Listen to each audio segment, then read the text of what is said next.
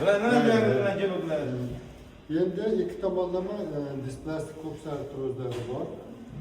Asepli nekroz bilan birga, lekin ularniki 3 va 4 darajaga aylangan fibroz to'qimalli chandiq hosil bo'lgan. Bu suyakka aylangan holati hozir hech qanaqa harakat yo'q. Ikkala yonbosh bo'g'imizda. Shuning uchun tizdagi nagruska ko'proq tushadi. Buklab o'tirishga majbur bo'ladilar. Shuning uchun tizdagi o'zgarishlarni inobatga olgan bo'ladi. Bel umurtqasida sakraylik bergan, umurtqa pog'onasida ozgina osteoxondrozi bor. Shularni inobatga olib davoladi, harakatlari, og'riqlar kamaydi. Yurishlari yaxshi bo'ldi, faollashdi. Tizdagi organ faollashdi. Endi istardikki, ularga operatsiyani mendan oldin ham bir nechta doktorlar taklif qilgan.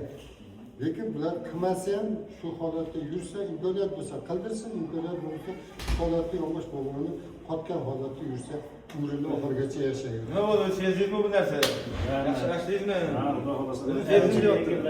Yaxshimi? Ha, ana. Молодец. Ancha yaxshi bo'lib qoldi. Ha, tog'a.